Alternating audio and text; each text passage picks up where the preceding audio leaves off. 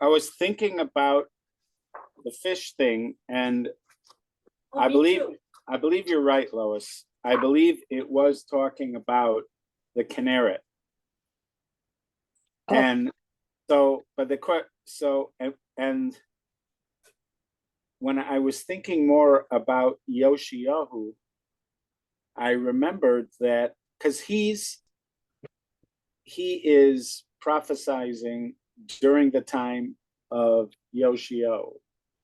And there was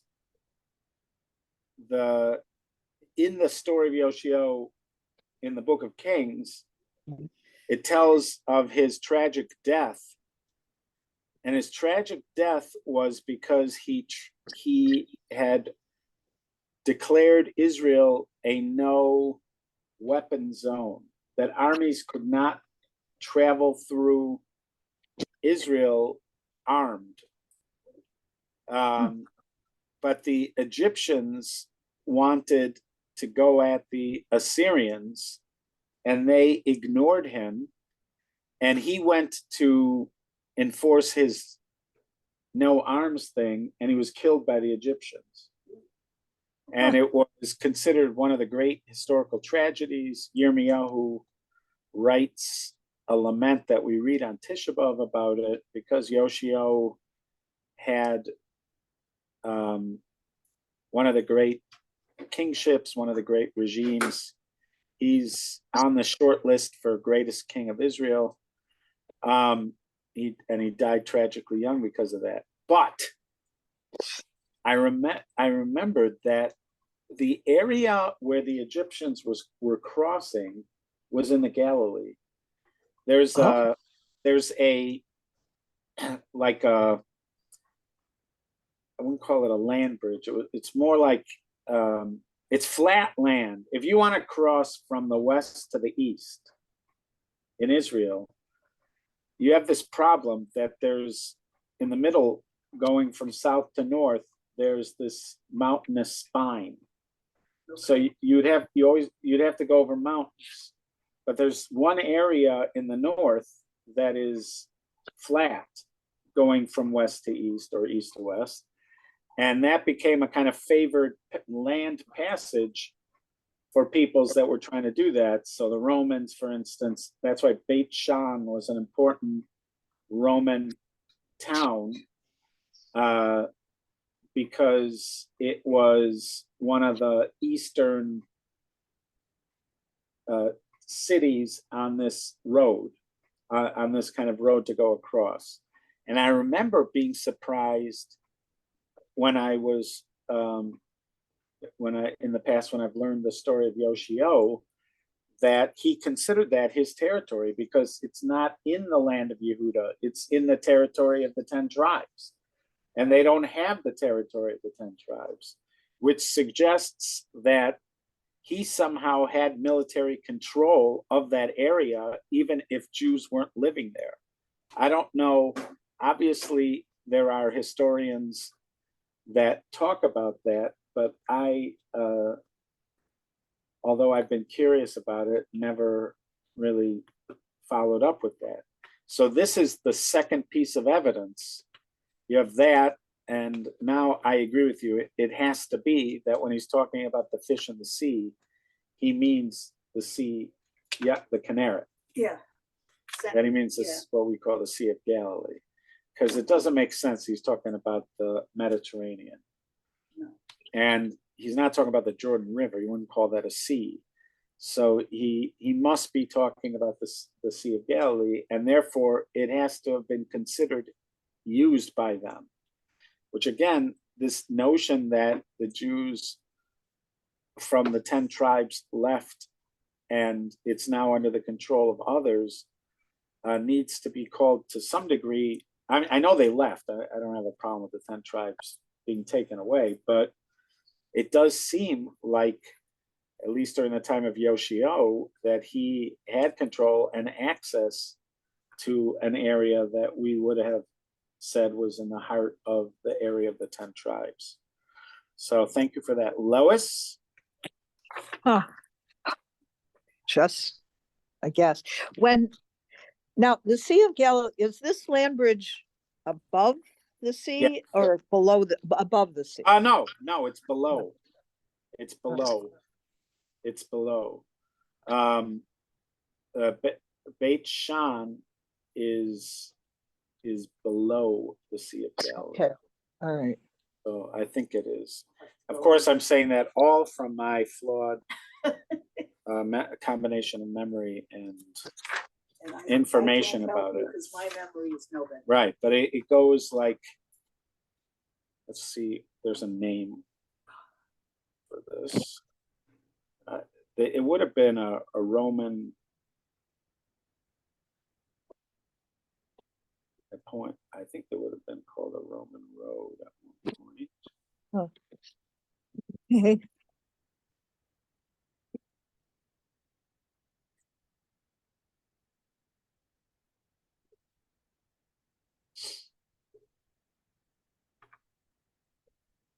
Now that river or little that runs down from the Sea of Galilee to the Dead Sea, it would be over that river. Well, the Jordan River. No, that's the Jordan River, which is the whole thing is also on the east. That's okay. like what you would call the eastern edge so of,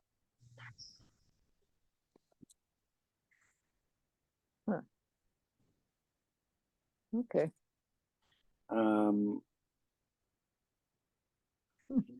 What would you call it? A highway of ancient world.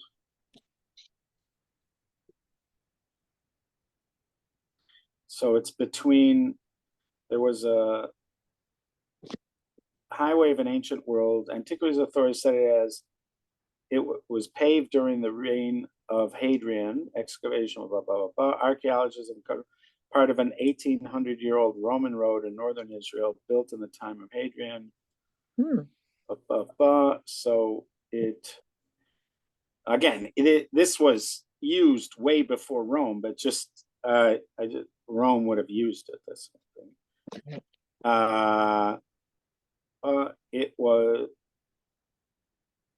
It's called the Highway 6 of the ancient world. Whatever that means. Route 6. The road which runs between Akko and Tiberias. Okay, that's familiar. Akko to Tiberias was paved in the 2nd century. The road was completed by successors. So again, the assumption is I just did that as a shortcut. This would have been a much older way of going. The Romans are the last in a series of people that would have been using it. I just assumed that they would make it official. But earlier than that, it would have been something like here, where if the Egyptians are trying to attack the Assyrians, they would have gone over something like that. So that's pretty far north into the land of the 10 tribes. Right. And why is Yoshio controlling that area? It suggests that he controlled a large swath of that territory. And he's like several decades after the Assyrians had taken control of that area up there. Clearly, the Assyrians no longer had control if Yoshio is the marshal of that area, not like the Wyatt Earp of the of that time. Yeah. Okay. Anyways, thank you. But I'm going to suggest that Lois is constantly thinking. That brain just keeps going. Yes, it does. I don't even know what I'm thinking most of the time. Yes, you do. One thing I did, as far as fish in general are concerned, that we don't have much mention, but we do have the one big fish that swallows up. Right. So that's Iona. But my museum is about the 5 books. Right. But I have used it, but I get into trouble when I use it, because then if you bring in Navi, there's more discussion of fish. Right. But I like to bring it in because one of the my museum has tour guides, and tour guides like to make corny jokes while they're going along. So one of the tour guide jokes for my museum is you'll not see any description in narrative of people gathered eating fish. You do have one story of a fish eating a person, but no stories of people eating fish. That's, yeah. That is one of the tour guide jokes that go in. Well, But the problem is, if I tell that joke, then I open up the discussion to all of Nach, and my museum is only about the 5 books. Okay. Oh, David was wondering if the Leviathan is a fish. Yes. I always, okay. Yeah, I know. It's there are people who want to think whales are leviathans. Now, but the thing is, our distinction between mammals and fish may not have been the same way the Torah classified things. So the Torah may not have been bothered by whales technically being mammals, not fish. Because there are people who make the distinction that in the Yonah story it calls him a daga, a dog and a daga. It uses the phrase for fish.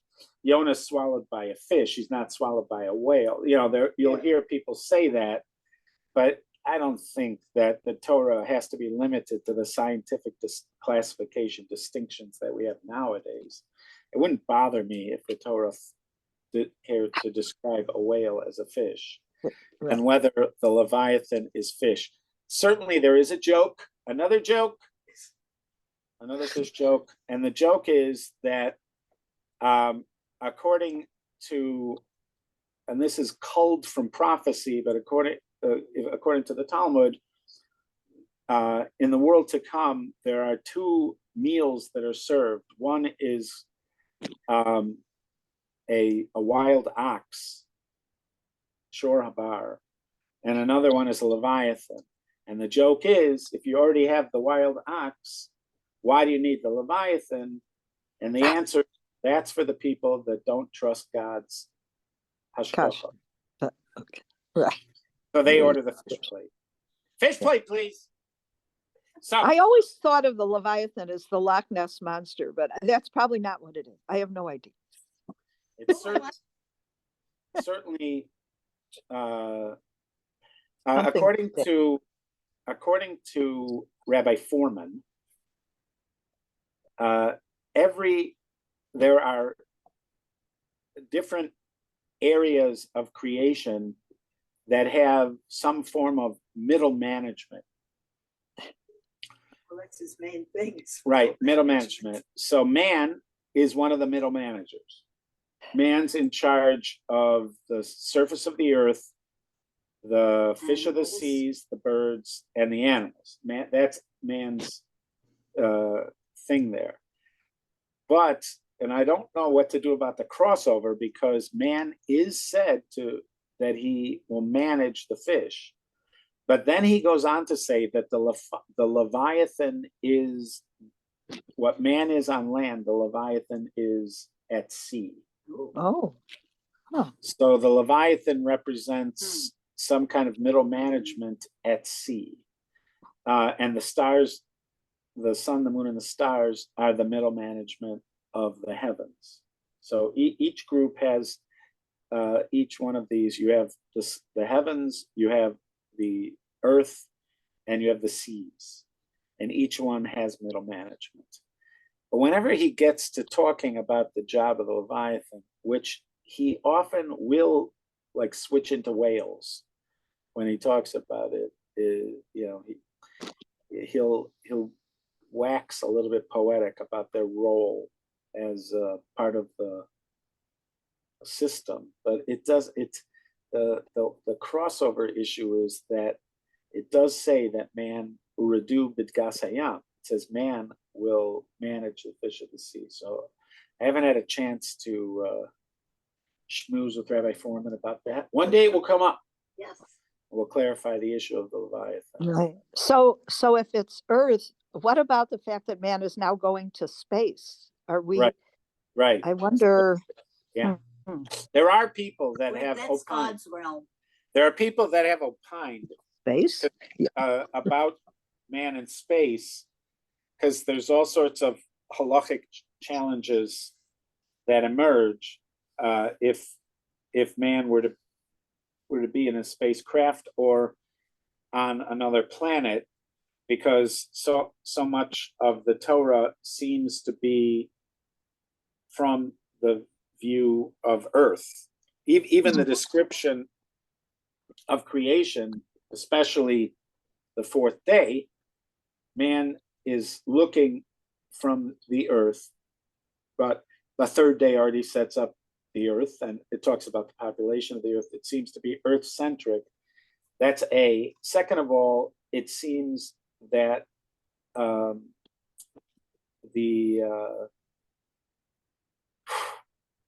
that there are many halachas that you just wouldn't apply. Issues of sunrise and sunset, Right. or the days of the year, the months, and things like that. They all sort of fall apart if you're somewhere else, let's say on the moon. So I've heard several rabbinic figures who said that that's an indication that we shouldn't live there.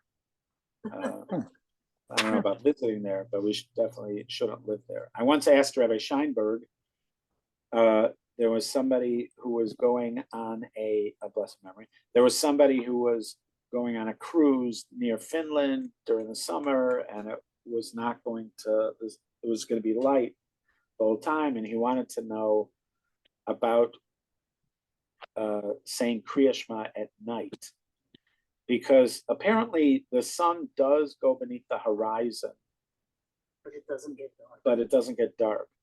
And the Kriya Shema at night is one of those things that you have to see the stars come out. That's the kind of night we're talking about, where it's dark enough you can see the stars come out. You won't be able to see the stars come out. So what should he do? So Scheinberg said he shouldn't go to Finland during that time. That was his answer, and that's some people's answer about going in spaceships or going on the moon. Okay, so if it's totally cloudy, should you cloudy doesn't matter, because then you could make an assumption. You don't actually have to. They have to come out, as it were. Right. But you they're don't out there, even it's though not like Rosh Chodesh, where somebody actually had to see the new moon. okay. Somebody had to see the new moon.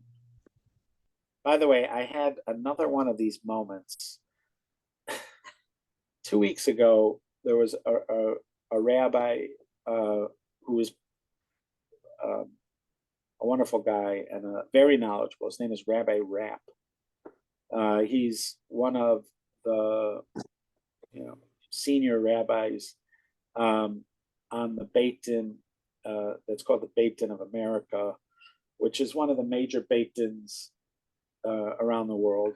And he was talking about some cutting edge stuff that they were doing, amongst other things. But one of the things he was talking about is the extra month. When you have an extra month, now we have 2 Adars. Which Adar is the real Adar, etc. He was having kind of learned presentation about it. Afterwards, I went up to him and I I asked him, why we present our calendar as, I've asked this to many people whenever the subject comes up, why do we present our calendar as if it's absolutely unique? And the decisions, for instance, about adding a month and where to add the month and how many times do you add the month, etc., as something completely unique to Jewish decision making, when it appears to be something that was being done in cultures in the regions where we were for going way back in history. Because we say that our calendar is fixed around the year 400 of the Common Era by Hillel, the small Hillel Akkad. So, in other words, there was a Sanhedrin in Israel, and it imbued the calendar with the power that the Sanhedrin has, which is the body uniquely in charge of our calendar. The calendar is massively important to Jewish life and to Jewish continuity and unity. And being able to influence the calendar is reserved for the highest level of rabbinical hierarchy. And so the Sanhedrin was charged to declare the new month based on witnesses that come on the what would be the first of each one of those months.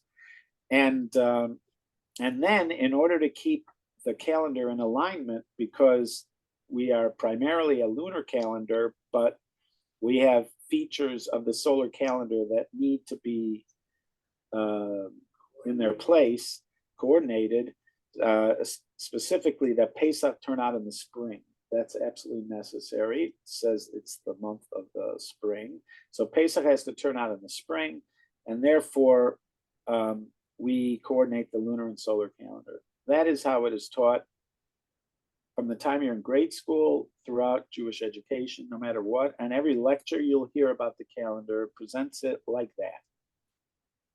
Then, so I mentioned to him, and we've talked about it before, that there was this device that was found. People brought up a submerged vessel that was thousands of years old, and there was something that they identified, a metal object that had more than one moving piece, and they called it an ancient computer or calculator, and so I was reading about it one time. Might have been National Geographic or New York Times. This is going back a few decades, and they explained that it was used to align the lunar and solar calendars. It was a device that would help you keep the lunar and solar calendars aligned. And there's something called the Metonic calendar, and it was it was used by the Greeks, but it was also used by the Babylonians, and it was used by the Sumerians before them. And then if you look up Babylonian calendar, Metonic calendar, Luna solar calendar, if you look up any of those, you get right to this place where it talks about how this was something that was well developed in Babylonia, that right when the Jews are coming to Babylonia, which is interesting, but it's around the same time as the destruction of the second Beis Hamikdash, but in Babylonia they sort of fixed the calendar. So already we have Hillel fixing the calendar at 400. They had already had a fixed lunar solar calendar with 7 leap months added every year at the same time that we do it in our calendar. The same years. I'm pretty sure they're the same years that we do it now in our fixed calendars. That would be 1,000 years, close to 1,000 years before our fixed calendar. There was a fixed calendar in Babylonia that was doing the same thing. They had a lunar calendar that they wanted to keep aligned with the solar calendar because of, again, it wasn't fully explained, but in order to keep the calendar that they were following aligned with the harvest seasons. Exactly why they were motivated to do that doesn't say. But then it also goes on to say that they have evidence of this kind of thing, the alignment of a lunar and solar calendar happening in Samaria, going back even 1,500 years before that, which you're talking about Abrahamian times, that they were already aligning them. Then up until maybe 500 or 600 before the Common Era, it was done sort of haphazardly, where they'd add a month here, add a month there, in order to align them. But around 5 something before the Common Era, it was already sort of fixed. So I brought it up to him, and I go, aren't you curious about the fact that the Babylonians had it, and a long time before? And he goes, not really, no. And I found this reaction for many people. They're just not curious at all. No. And because even, in his presentation, but everybody who presents it, they always present it as this was something. Now I have noticed over the last couple decades, I've noticed that there's comfort in talking about the fact that our months have names that would have been used in Babylonia or or they're maybe Assyrian names or Aramaic names or whatever, but they're months that would have been used during the exile. People are more comfortable talking about that.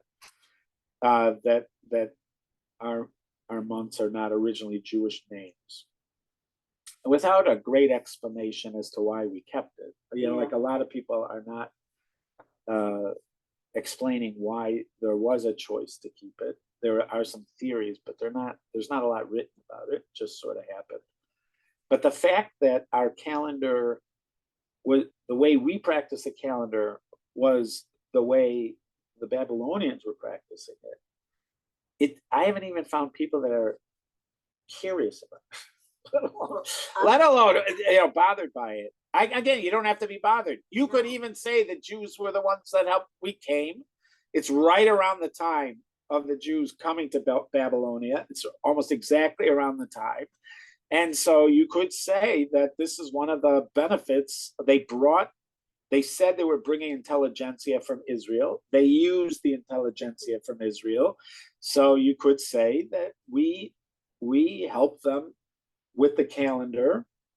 Yes, it was something other people were doing, but we had perfected it. We helped them with it, and that's why they fixed it. You could even say that. I just find it interesting that people are just I find not it even fascinating that we curious. use the two of them, the solar and the lunar, still to this day. Yeah, but it was apparently an ancient thing that was happening in that region, Right. in that area, and but for some reason, just I have brought it. Well, there was one guy who's years ago, Mordechai Becker said, "There's this guy who's a real expert on the calendar. You should ask him." And I sent the guy a letter, no response. Whatever, it was an email, no response. And just why do you think it is that we insist on teaching it as if we are the lonely people because of our need to keep Pesach in the spring? We are this lonely people that have unified the lunar and solar calendars. No, we spent practically the entirety of our existence in a region that had been coordinating the lunar and solar calendars. It's interesting that then when the Muslim, Islam came along, that they didn't coordinate at all. I know. And it could be because even the Christians, apparently they use the coordination of the lunar solar calendars to figure out Easter. But the Christians used, I don't know this from scholarship, I only know from popular reading, but apparently up until the Nicene Conference, they used to do it based on Pesach. Oh. And then at the Nicene Conference, they made a determination to separate. So they just made it a solar calendar. But it's a lunar solar thing still. It's still a lunar solar thing. But they have their own way of doing it. I don't know what they do. Isn't it still during Pesach? It can be, but it's not. It used to be. Yeah. Whenever the Seder Sunday was, that was Easter. Yeah. But then they came up with, I don't know, the first Sunday after the this or the that. But it's somehow Luna Solar when they use it to figure it out. I don't know. Yeah, so it could be, I'm thinking the Muslims just want to completely separate themselves from. Yeah, I guess Ramadan and is coming. Well, what with the second Adar, I believe it starts. Is that right? I think so. Starts this week, the end of the week. Well, so the second here. So one is. Yeah.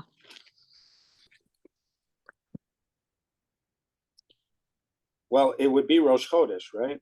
Mm-hmm. Yeah. Yeah. So, yeah, because the moon is. Yeah, because we're both on. Yeah, so it says Sunday. No, it. Yeah, Sunday or Monday. Yeah, the 10th. When is when do we change the time? Sunday. This week. Yeah, this Saturday night, whatever. Yeah, so it could be the decision was to change it for Ramadan. You think that's why in the United States they changed it? I'm gonna send that to Joe Rogan. Yeah, Okay, I'll send it on. that's a good, I like Ben that. Shapiro, not Joe Rogan. I'll send it to Ben. right. That's a little different. Kind of different. I guess. Okay. All right. So now we are, I believe, at chapter 15. Yes. Good And we were talking about offerings. So first we talked about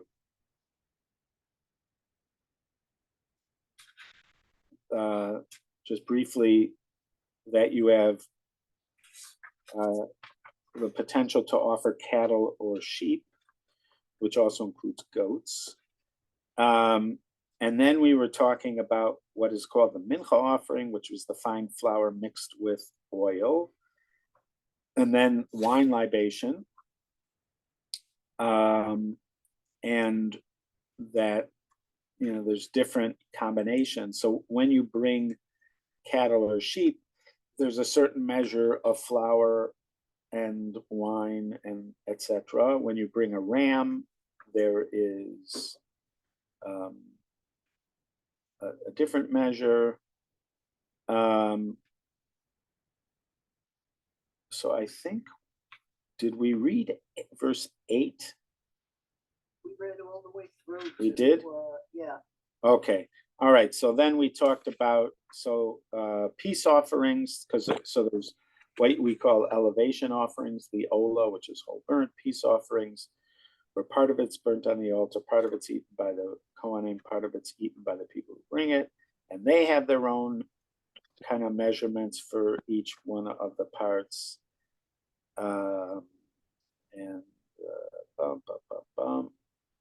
And then we had that talk about what are called citizens and what are called strangers.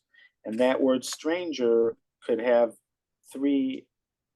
potentially three different meanings. One could mean just anybody who's not a resident of Israel, who's not Jewish, and who's not Jewish. That's number one. Anybody who's not Jewish could be called a ger. Another potential definition is somebody who converted to Judaism. They could be called a ger. And there's a third category, which is called a ger toshav, which is a resident alien.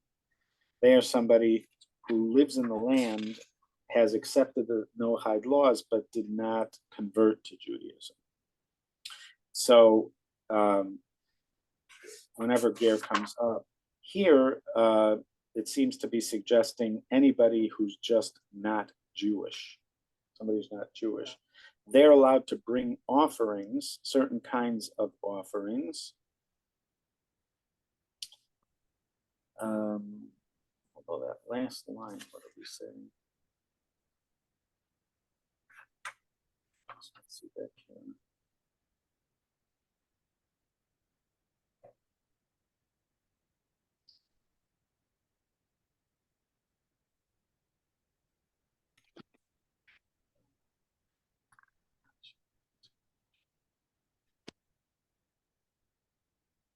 Yeah, I think that's what we decided, that we're talking about anybody who's not Jewish. No, it's not. It can't be. That last line, that line 16. The line 16, Torah achat u'mishpat echad yelachem, lager hagar itchem. So that's talking about a ger who lives with you. So that's not just any stranger. That's at minimum what we call a resident alien. Does Shabbos apply to them? Does Shabbos apply? No, not to a resident alien. They do not have to keep Shabbos. They only have to keep the Noahide laws, a resident alien. But the question is, I think Rashi is suggesting that this last line is talking about a convert. Because Rashi quotes from Ruth.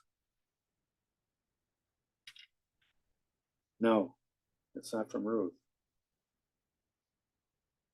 It's from what is it from? Is that Naaman? Where he converts? But the quote, yeah, what is that quote? Let's just look for a second. It's first book of Kings.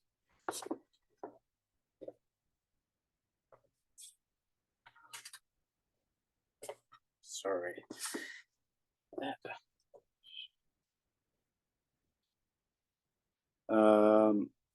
22:4.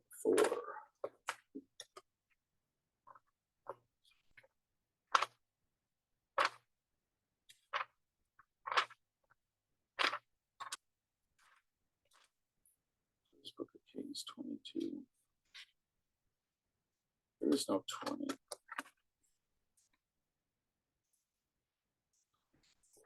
It's 22:4. Oh! It's talking about Yoshio. Can you love that? It's right. Gotta love that.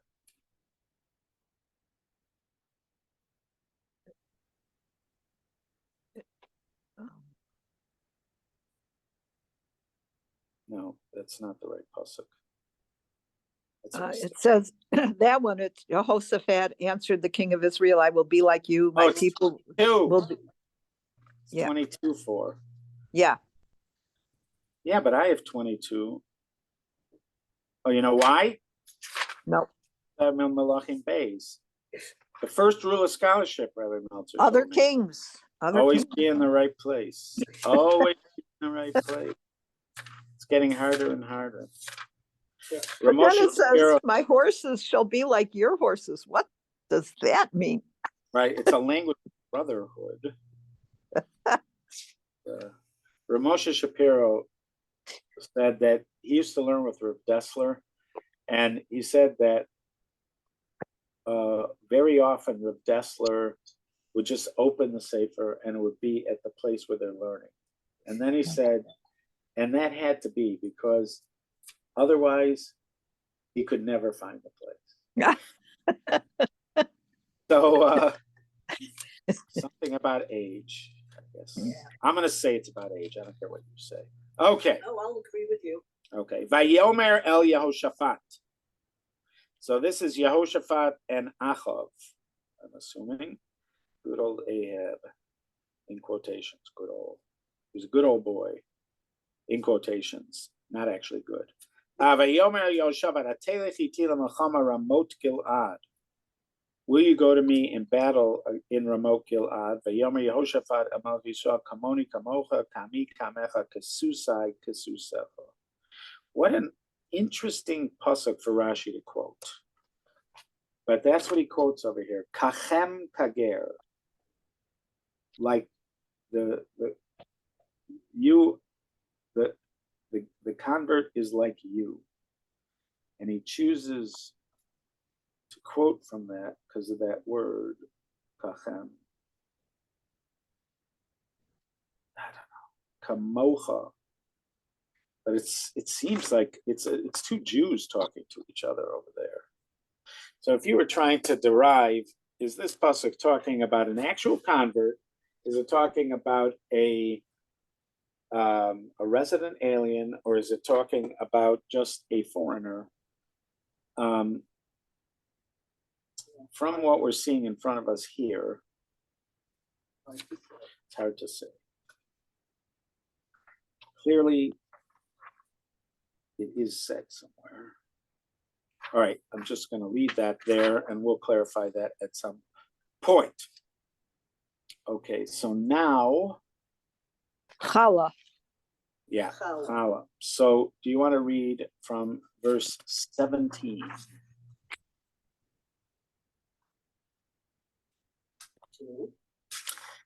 To through 21. I can probably handle that. Okay. Hashem spoke to Moses, saying, speak to the children of Israel and say to them, When you come to the land to which I bring you, it shall be that when you will eat of the bread of the land, you shall set aside a portion for Hashem. As the first of your kneading, you shall set aside a loaf as a portion, like the portion of the threshing floor. So shall you set it aside. From the first of your kneading shall you give a portion to Hashem for your generations. Okay. So this is one of the gifts to the Kohanim. We might think of it as a kind of tax. Obviously, that doesn't have to be our attitude when we're giving it, that we're being forced to give it, but it is a kind of a tax. It is a gift that's given to a Kohen. You get to choose the Kohen that it goes to. It's not just given to the corporation of Kohanim. And it seems absolutely clear here that this is a mitzvah that applies in Israel. It wouldn't apply outside of Israel. It's an assumption made by many mitzvahs that Jewish people are going to be living in Israel. But this is something that it says, when you come to the land, and it says that's in verse 18, and then in verse 19 it calls it from the bread of the earth. From the bread, if you eat from the bread of the earth. It's also identified as reshit. That seems to be an important word here. Reshit, the first of. The first of. So the first of your dough. How do you have it translated? Did you have it as first of your dough in verse 20? Verse 20. As the first use of the dough. Right. It's the separation. Okay. So it is like a first. We have an offering of first fruit. We give the first issue of the womb. There is something special about firsts. But it's determined at the time when there is a dough. And the word that is used here is challah. So it is called challah, and that's what you're giving. Truma is a gesture of elevation. Laharim. You're lifting something up like that. You're lifting something up. So Truma evokes some kind of lifting up. So you technically, as the Truma offering, challah is different than Truma. There is something called the Truma offering to the Kohen, but that's done while it's still grain. When the grain has been piled up, you give a portion of that grain to a Kohen, and that is called Truma. Challah is also uplifted and is being compared. It's being compared to Truma. Merishit arisosechem titnu laHashem Truma. So from the beginning of your, again, when it becomes a dough, you are giving it to God.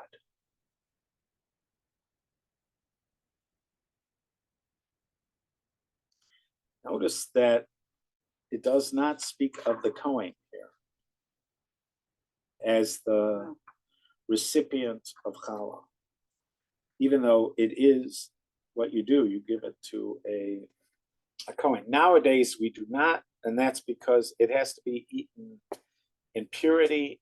Kohanim are not in the proper state of purity to eat it nowadays, so you can't do anything with it. So it is typically burnt and then tossed away. But it is a kind of meaningful moment. And to this day, there are many women who, when they take challah, have people in mind, because the feeling is that it is a powerful mitzvah. And whenever somebody's doing a power mitzvah, but apparently there's special qualities in this particular mitzvah that make it something where the kind of mitzvah energy can spread. And so it's become common to see emails going around. I'm taking challah this Friday. If anybody has any names for me, to think of people that are ill or need blessing for some reason, she'll have them in mind when she's making the blessing. Challah is also one of those mitzvahs that is particularly considered a woman's mitzvah. Challah, Nida, and Haluka et Haner. Right, lighting candle on Friday night. Those are particularly associated with women. And so a lot of the focus is on the mitzvah itself of separating challah. You could say practically, because nowadays we don't give it. In a time when they were giving it, you would think that the primary focus would be on the handing it over. But you see here, that's not how they're presenting it. It doesn't even talk about the Kohen. You're bringing this to God. You're raising it up to God. You would think, just from reading this, if you didn't know anything else, that you'd have to bring, or that you'd have to bring it to the Beis Hamikdash or something. Yeah. Because that's, but you don't do that with truma either. Maybe that's meant to be understood in verse 20 when it compares challah to truma, because truma also is just, it's given to a kohen. It's not brought to the Beit Hamikdash. So maybe that's part of what's being implied here.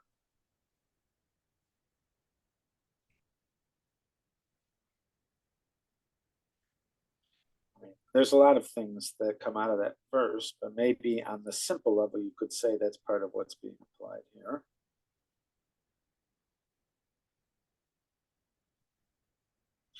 Obviously, there are specific laws that are also learned. But yeah, so that's very interesting. It doesn't mention the Kohen. The first being the first whenever you're going to bake bread, or yeah. So Rashi says that, he says when you're kneading it, you're kneading your dough. So you don't bake it as a separate loaf. You don't bake it. Yeah. You separate it. Right. So you're separating it with still a dough. Can you bake it? Can you bake it and then give it to a kohen? Well, yes, I'm going to say yes, because there are times when you're going to take challah after it was baked. You're going to separate it.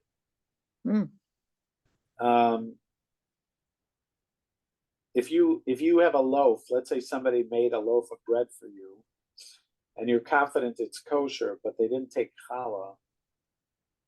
Let's say it was part of a big dough, and they didn't take challah, so you're counseled to separate the challah yourself after the fact. And when we baked matzahs, we would separate the challah after. So I'm going to say with almost complete confidence that the likelihood was that they would bake it and then give it to the kohen, rather than just give him the dough. That's what you would think. I would think that, right? Yeah. I'm sure I have seen that discussion many tens of times, but my mind is tabla rasa. So I'm just gonna assume. Rabbi, when we buy challahs or the bread that we call challah at from a store, do we assume that it came from enough that challah was taken, and we are using that? Like the bakery took the challah, and the bread we're using has challah taken. Any kosher bread that you buy, any bread that is kosher that you buy has had challah taken from it. You can't. If bread would not be considered supervisable, it wouldn't be considered kosher if challah had been taken. But as far as the name challah, I think most linguists do not believe it comes from this mitzvah. Oh. Challah origin. I once looked this up. We're going to look at it again. What is that called?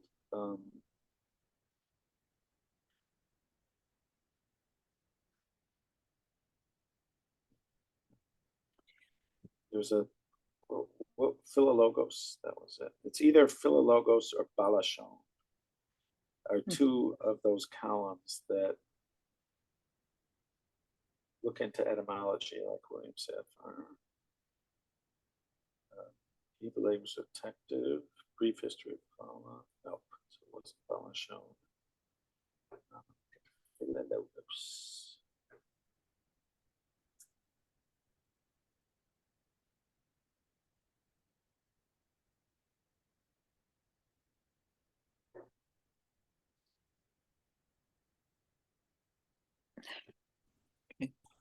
Right. Somebody talked. Oh, here it is. Balashon. It was Balashon. Okay, challah. Let's take a look at the type of bread commonly eaten on Shabbos challah. Philologos does a good job explaining the background of the word here. It was both of them. Oh, but you can't find it. Philologos, it says not found, but they give us the link. Anyways, to sum up the points of the article, root of the word is halal, which can mean either round or hollow. Challah is part of the biblical commandment of a farshat challah, separation of the challah. So the belief is that the word challah is related to halal and means either round or hollow. But there is more to it than that. Stahl brings up both the theory that challah comes from the roots meaning round or hollow. He adds another possibility that the bread was sweet and therefore repeats. Where was Philologos? He did a whole thing, and there's a German bread. There's a German bread. Why did they get rid of Philologos? How do you spell Philologos? Philologos? No, right?